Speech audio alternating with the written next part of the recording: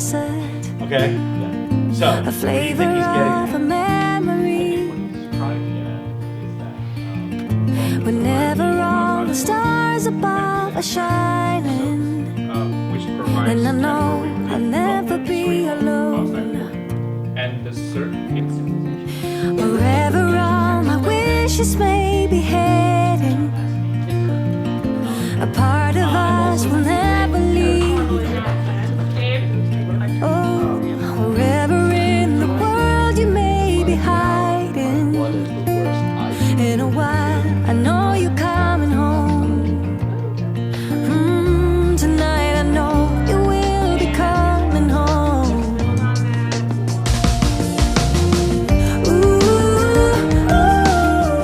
I think the first thing that comes to mind is the general feel of warmth and community in the classroom. The students seem more at ease and comfortable with one another.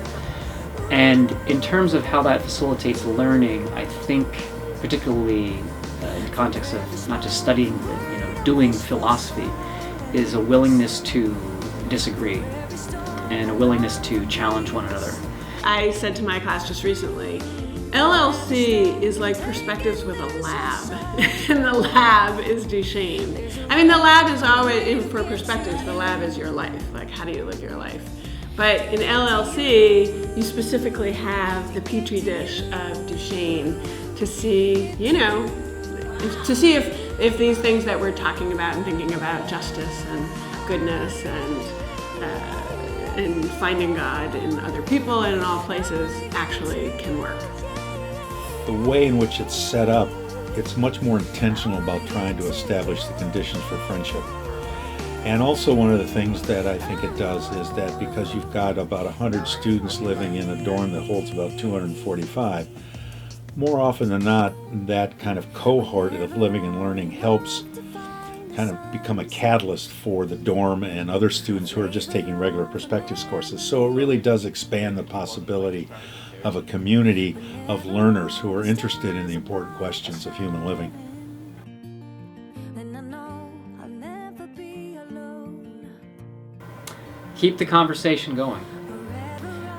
The conversation being the friendships that you have formed throughout the year. One thing that I hope above all is that all of the students have found a friend, at least one friend, or maybe a group of friends, who they connected with, on more than a superficial level.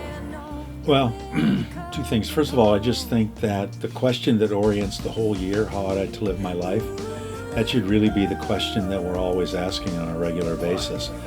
And when Socrates says the unexamined life isn't worth living, he's really serious that if we go through life and we're not raising and answering the questions, or at least attempting to answer the questions about the most important things, then it's not a full human life. And the other thing too is I think students learn how to and should continue to learn how to incorporate the notion of friendship in their relationships with others as they leave the program.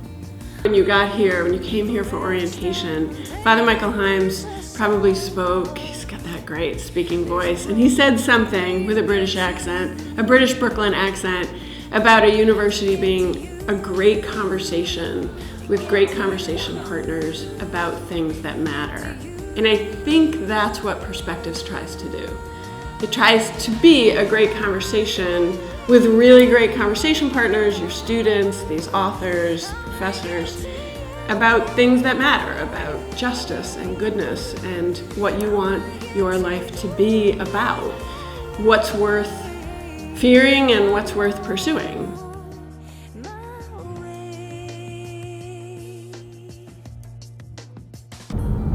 In general, when we were going to study for exams and trying to do projects and stuff like that, it made it a lot easier to be able to talk to people. And we also were able to just simply text each other whenever we realized that we had an exam the next day and needed to study before we got ruined.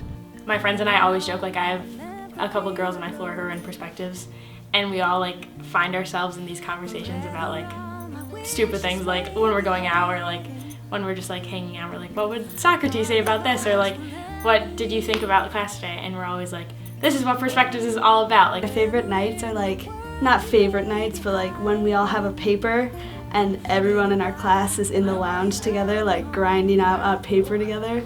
And then we have more people to like bounce ideas off of. And we really do, I feel like, have the class conversation continues because we live together. By living together, my best memory with the class was especially the days right before an exam or the day before an essay was due. And we're all down like in the basement working together, we're like just struggling, just kind of crying at the same time. By living together, we were able to kind of create friendships in our class that allowed a way for kind of these conversations to naturally carry over outside the classroom and become almost social. I remember asking friends, family, and people who have kind of been through college, what are some of the things they love the most and that I should look the most forward to. And we talked about like the late night dorm conversations, like the life chats, all the things that come with that. And having my class in my dorm has made that very easy, very organic, and very rooted in the books that we're actually reading. So it's very kind of concrete as a foundation for what we talk about. I mean, pretty much my entire close friend group has come from my Perspectives class. Some of my best friends are on my floor, in my dorm, and I'm so lucky to have that. And we were able to have like intellectual conversations in class, not only in class, but also like when we got back to the dorm and we would be studying for the exam and stuff, and we would be like friends and like be joking around too, but also at the same time knowing we had to get the work done, so we would be doing that as well. So it was really nice to be in the same class and also same friend group and be able to engage in like deeper conversations both in the class and in the dorm.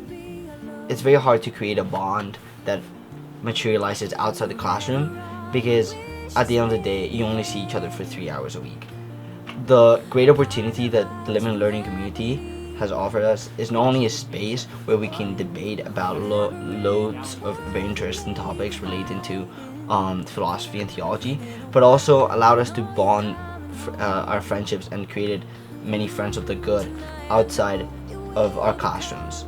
So we can live with the people we spend every day in class with. And I think that's a beautiful thing that the Live and Learning community has given us a chance to do. This class like just completely defined my freshman year, my friends, what I'm interested on campus, what I do on campus, and especially helped my faith grow a lot. Like he wants you to have the stuff drilled into you so that you can make decisions based on what you learn in this class. And I have to say, going away from this class, that's definitely the case for me. Like I just have to thank him for always making us students feel so comfortable in class, but also at the same time expecting a lot out of us so that we can use the information that we learn in that class to live more meaningful lives. First and foremost, do good and avoid evil. Thank you very much for making my freshman year and everyone else in our class's freshman year very special. You are an institution at BC, and I'm glad I listened to the advice to take Perspectives with you. It's been a lot of fun. I'm gonna miss some of the roasts that you have on kids in class and questioning whether or not the sky's blue in their world and all other such things. And I look forward to being a continued pain in your back over the next few years as I continue with Perspectives, take you for P3, pester you for last minute recommendations like 3 days before they're due. So you've that to look forward to, and that'll be my gratitude. Thank you. I guess I could start off with that. That'd be a good place to start. She'd probably kill me if I didn't say thank you. I mean, like I said, Perspectives has changed my life, but without Professor Cronin, it wouldn't have been nearly as great or nearly as impactful. I think Professor Cronin was the right teacher for our class and our group of kids, and just the relationship that we've been able to form with her has been amazing, and like she's pushed us in ways that we've never been pushed before. As much as like she scared us with a lot of the work, I'm just glad that I kind of stick with the class, because I don't think in other Perspectives classes, I don't think we would have had such interesting conversations all the time. As many times as we would get off track, I think those were like the best moments, and we just learn all the time, and just interaction with other students and her she's like one of the most real teachers that I've met so far. So I'm really thankful for that.